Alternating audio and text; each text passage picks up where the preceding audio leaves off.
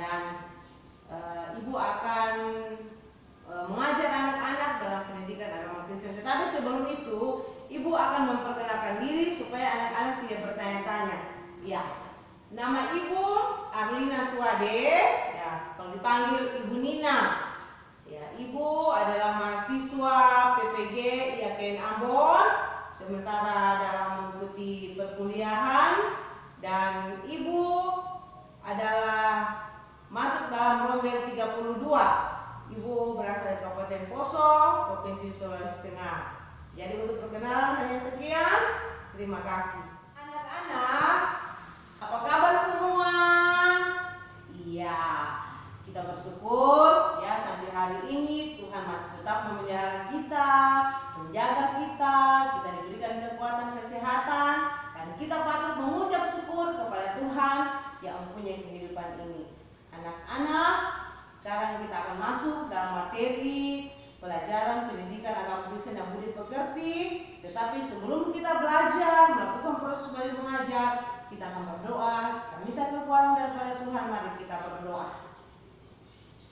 Tuhan Yesus, kami bersyukur, berterima kasih kepadamu jikalau hari ini Engkau boleh lagi memberikan kepada kami untuk kami nikmati, untuk kami lakukan segala aktivitas, rencana, pekerjaan, kegiatan kami pada hari ini.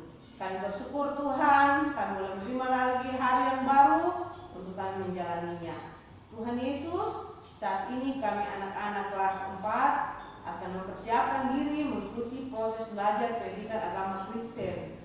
Mohon berikan hikmat bijaksana kuasa Roh Kudus-Mu oleh melingkupi kami sekalian, sehingga pelajaran yang akan diterima sebentar kami boleh pahami Tuhan. Terima kasih, ini doa syukur kami mohon ampun akan salah dan dosa yang kami telah buat melawan kehendak-Mu. Di dalam nama Tuhan Yesus kami berdoa. Ya, amin. Anak-anak, kita menyanyi pujian yang mengatakan Bapa Engkau sungguh baik.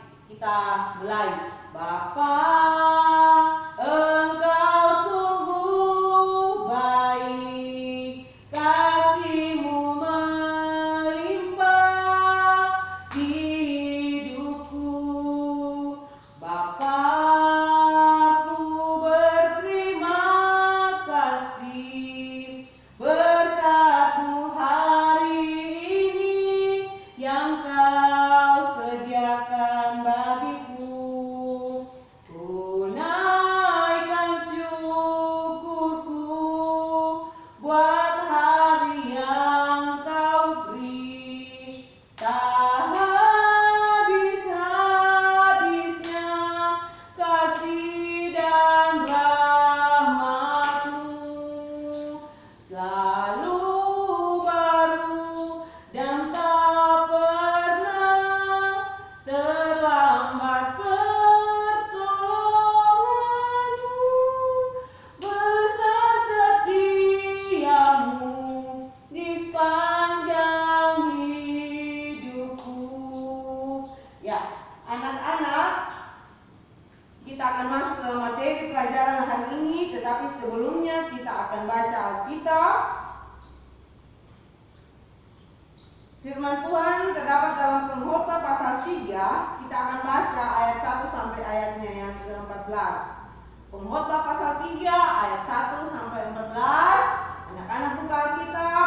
Kita akan baca firman Tuhan, Pengkhotbah 3 ayat 1 sampai 14. Untuk segala sesuatu ada waktunya, untuk segala sesuatu ada masanya, untuk apapun di bawah langit ada waktunya.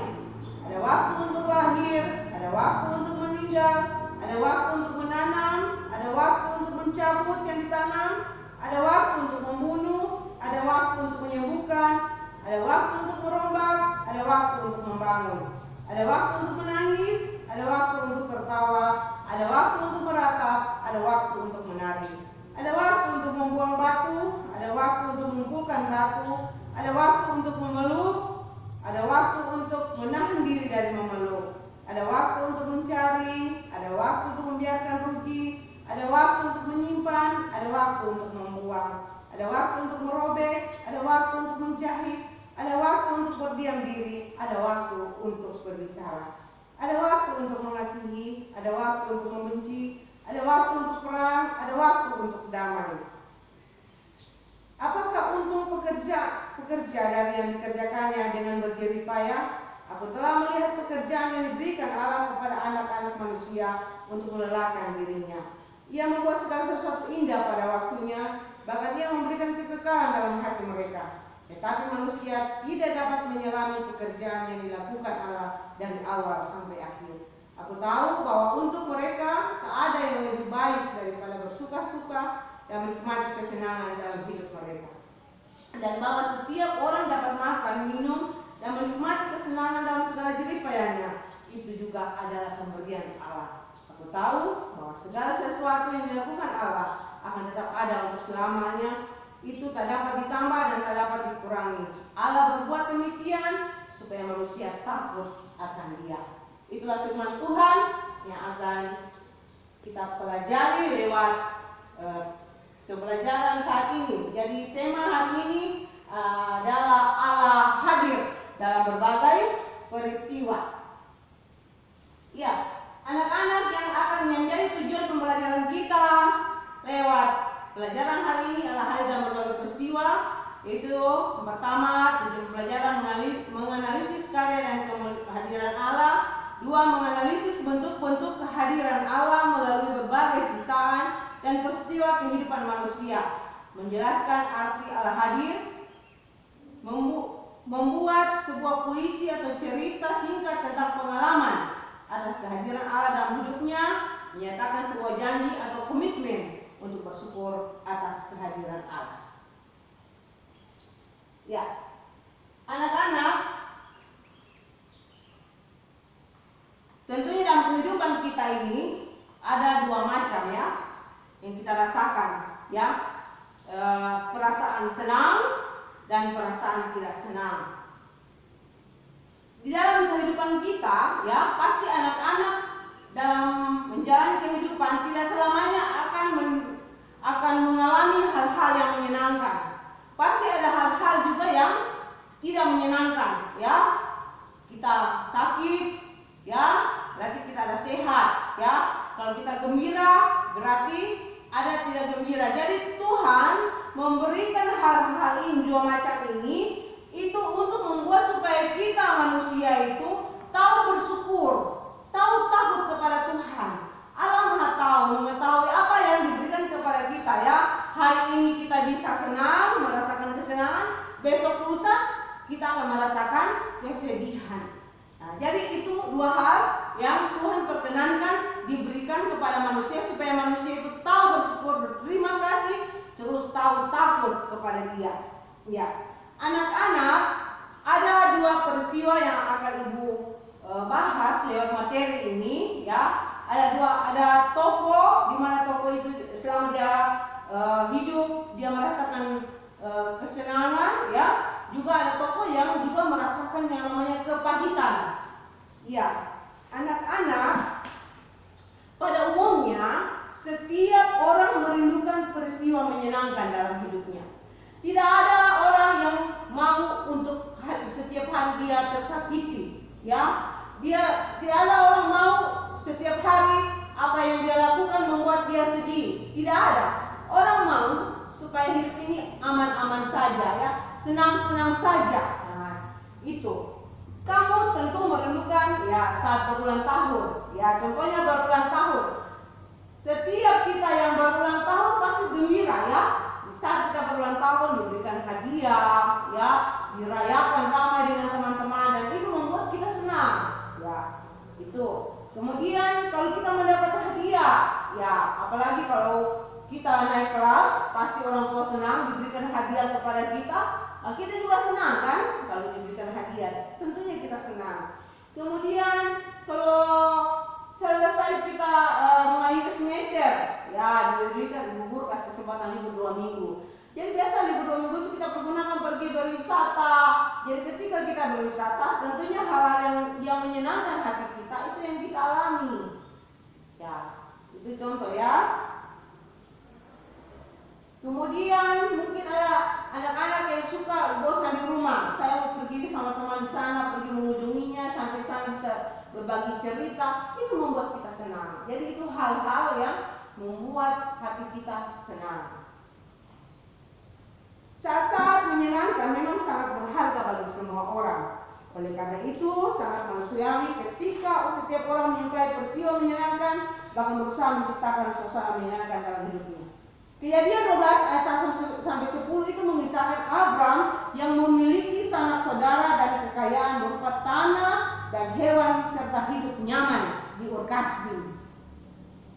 Kehidupan yang sangat menyenangkan bagi Abram berada di tengah sanak saudara dengan terpenuhnya kebutuhan sehari-hari.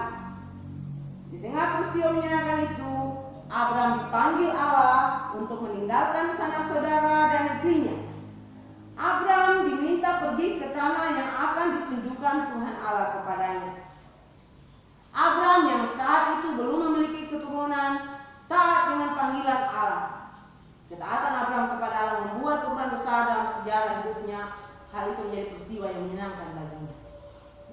Anak-anak, melalui pertolongan Allah, bangsa Israel mengalami peristiwa menyenangkan. Keluaran 12, pasal 12 dan pasal 13 itu menceritakan bagaimana Allah membebaskan bangsa Israel dari perbudakan di Mesir. Bangsa Israel merasakan pertolongan Allah yang luar biasa ketika mereka selamat dari kutuk yang berkali-kali menimpa bangsa Israel. Mereka merasakan pertolongan Allah ketika mereka selamat menyeberang laut Teberau. Tentunya anak-anak mengingat bagaimana di bawah pimpinan Abram, bangsa Israel menyeberang laut Teberau yang begitu luas, tanpa ada yang celaka, semua tiba di seberang dengan selamat. Kemudian bangsa Israel juga merasakan pertolongan Allah ketika Allah melindungi mereka dengan tiang awan dan tiang api. Jadi kalau ketika bangsa Israel ada di padang gurun, bayangkan di padang gurun begitu panas, jadi di saat siang hari ada tiang awan yang melindungi bangsa Israel sehingga mereka nyaman, Ketika malam hari ada tiang api yang melindungi bangsa Israel sehingga mereka tidak merasa kedinginan, Bangsa Israel juga merasakan pertolongan Allah ketika mereka menikmati mana di padang gurun. Ketika dalam perjalanan di padang gurun mereka lapar, tetapi Tuhan tidak pernah meninggalkan umat yang dikasihinya, maka bangsa Israel mengirim burung membawa mana, roti yang diberikan kepada bangsa Israel sehingga mereka tidak lapar. Setiap pengalaman menyenangkan membuat bangsa Israel bersuka cita dan mereka bersyukur kepada Allah dengan sujud menyembah kepadanya. Mereka juga bersyukur kepada Allah dengan menaati perintahnya. Jadi ketika bangsa Israel merasa benar-benar pemeliharaan Tuhan, maka mereka sangat bersyukur, karena Tuhan benar-benar hadir dalam kehidupan mereka. Itu hal yang menyenangkan. Sekarang ibu akan bercerita tentang dua tokoh Alkitab yang merasakan benar-benar pahitnya kehidupan, ketika mereka hidup mereka tidak merasa senang, ada saja beban pergumulan yang mereka alami. Anak-anak, ingatkah kisah Yusuf, Kejadian 37, Yusuf yang begitu dikasihi oleh ayahnya, kemudian saudara-saudaranya yang tidak menyukai Yusuf, sampai mereka karena iri, suatu hari Yusuf mengunjungi kakak-kakaknya yang sedang mengembalakan domba di padang.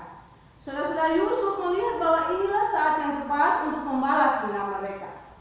Mereka memperlakukan Yusuf dengan tidak baik. Yusuf dibuang ke sumur lalu dijual kepada Mesir. Akibatnya Yusuf mengalami peristiwa yang menyedihkan. Semula ia tidak tinggal nyaman di keluarga, kini Yusuf hidup terpisah dari keluarga. Itulah kenyataan yang dialami oleh Yusuf. Ketika dia bersama dengan orang tua dan saudara dia senang, tetapi ketika dia terpisah dari orang tua, disitulah benar-benar Yusuf sangat merasa sedih. Dalam keadaan menyedihkan, Yusuf mengandalkan Allah. Ketika Yusuf sedih, ketika Yusuf merasa ditinggalkan oleh saudaranya, tetapi dia tidak takut, dia kuat karena Tuhan yang selalu bersama-sama dengan dia. Yusuf, dan apapun yang dilakukan Yusuf menjadi berhasil. Ia menjadi orang kepercayaan Mesir. Bagaimana sikap Yusuf kepada saudara? Ya, ketika walaupun Yusuf sudah mendapatkan, ya, hidupnya sudah nyaman di Mesir, dia sudah mendapat kedudukan yang bagus, ya, tetapi dia tidak pernah melupakan orang tuanya, tidak pernah melupakan saudaranya yang sudah menyakitinya. Karena Yusuf benar-benar merasakan bahwa Allah itu tidak meninggalkan dia, dan Allah tetap memelihara Yusuf, ya, sampai dia bisa berhasil di tanah Mesir. Itu pengalaman dari tokoh Yusuf, ya, seorang Yusuf yang bisa kuat walaupun dalam keadaan dia menderita, tetapi karena dia mengandalkan Tuhan, dia tetap kuat. Kemudian tokoh yang kedua yaitu Ayub. Ayub 1 ayat 1 sampai 3 itu mengisahkan kehidupan Ayub di tanah Uz. Ayub adalah orang yang saleh dan jujur. Ia takut akan Allah dan menjauhi kejahatan. Ia memiliki 7 anak laki-laki dan 3 anak perempuan. 7.000 ekor kambing domba, 3.000 ekor unta, 500 pasang lembu, 500 keledai betina, dan budak-budak dalam jumlah yang sangat besar. Ayub adalah orang yang terkaya dari semua orang di sebelah timur. Iya. Ketika Ayub sementara merasa nyaman, ya, dia orang kaya, ya, semua segala sesuatu ada, dia tidak berpikiran bahwa suatu saat dia akan mengalami penderitaan. Ya. Tetapi kehidupan Ayub berubah ketika Allah mengizinkan iblis mencobai Ayub. Ya, coba anak-anak bayangkan, dari hidupnya yang nyaman, ya, karena orang kaya semua tercukupi, tiba-tiba Ayub mengalami penderitaan yang luar biasa hebatnya. Ayub tidak memikirkan akan mengalami itu. Mula-mula ia kehilangan harta bendanya, kemudian disusul dengan kehilangan keluarganya. Ya, harta yang begitu banyak melimpah yang mengelilingi kehidupan Ayub tiba-tiba habis. Anak-anaknya yang selalu setia menemaninya tiba-tiba meninggal. Kira-kira kalau kita posisi Ayub bagaimana? Pasti kita jadi sedih, ya, stres luar biasa, ya, dengan keadaan yang dialami. Bagaimana Ayub menyikapi penderitaannya? Tetapi walaupun dia menderita, dia tetap takut kepada Tuhan. Dia tetap takut akan Allah. Dia tidak menyalahkan orang lain. Dia tidak mempersalahkan siapa yang salah, tidak. Bagi Ayub sepatutnya manusia menerima setiap hal dalam hidupnya, peristiwa menyenangkan ataupun menyedihkan. Bagi Ayub, Allah Maha Tahu yang melihat setiap hal yang dilakukan dalam hidup Ayub. Ayub yakin bahwa Allah tetap memelihara dan tidak meninggalkan. Ya.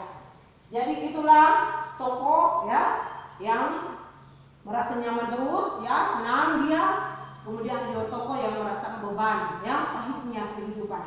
Tetapi semua tokoh ini tidak ada yang mengandalkan diri. Mereka mengandalkan Tuhan, menyerahkan semua kepada Tuhan Allah, karena mereka percaya Allah tetap hadir, mendampingi, memelihara kehidupan mereka, sehingga mereka tetap kuat untuk menghadapi segala situasi, apakah itu menyenangkan maupun yang tidak menyenangkan. Anak-anak, ibu di sini memperlihatkan bahwa ketika kita senang, ya, apalagi mendapatkan hadiah, ya, jelas kita gembira. Tidak ada yang mendapatkan hadiah yang tidak gembira, pasti gembira, senang, bahagia. Ya, ketika kita sakit, ya, ketika sakit itu hal yang tidak menyenangkan, ya, kalau kita sakit, ya. Kemudian ada kita lihat ini yang jatuh dari sepeda, dia luka, tentunya tidak menyenangkan bagi dia. Ya, ini ketika bersama-sama dengan teman-teman, ya, mereka bisa tertawa, berbahagia, berbagi cerita, berbagi pengalaman, ya, ini membuat hal yang menyenangkan. Di bawah ada bencana, itu banjir, ya. Ketika orang mengalami bencana banjir, pastinya tidak menyenangkan, ya, karena dia tidak bisa beraktivitas dengan baik, ya. Kemudian penuh dengan ketakutan, ya. Itu kalau kena bencana, ya, banjir. Kemudian ketika kita bisa berwisata, ya, pergi ke tempat wisata, nah, melihat hewan-hewan di sana, ya, tentunya kita bahagia karena bisa melihat hal-hal yang baru-baru, ya.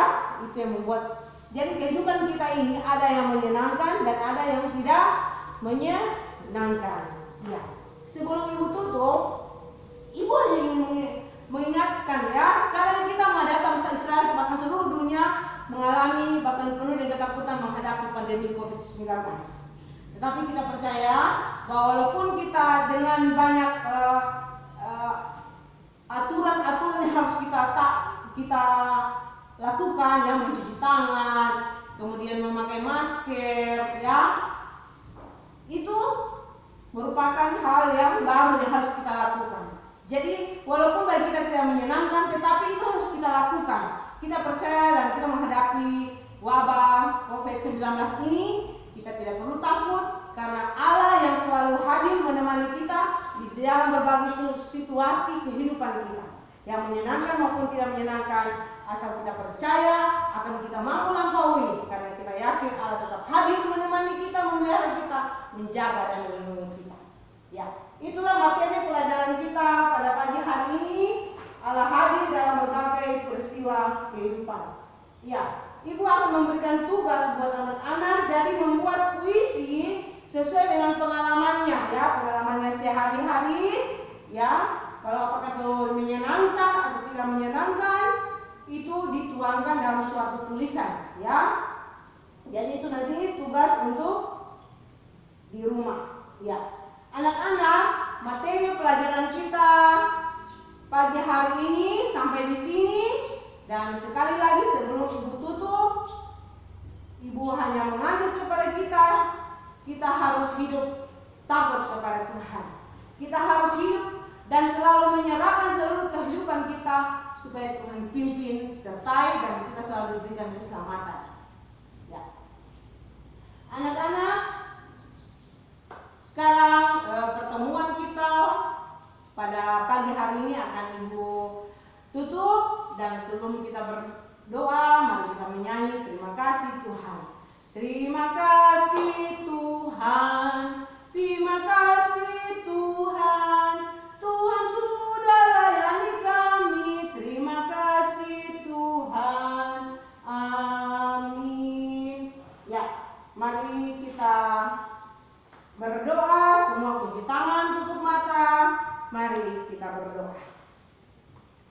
Allah yang berkuasa atas setiap peristiwa dalam hidup kami, kami bersyukur karena Engkau hadir dalam memelihara kehidupan kami.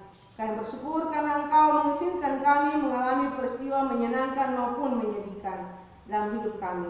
Ajarlah kami mengandalkan Engkau dan tetap setia melakukan kehendak-Mu. Dalam nama Tuhan Yesus kami berdoa. Amin. Ya. Dengan demikian, pelajaran kita pendidikan agama Kristen hari ini telah selesai. Atas kebersamaan kita, ibu ucapkan terima kasih. Tuhan Yesus memberkati. Sekian.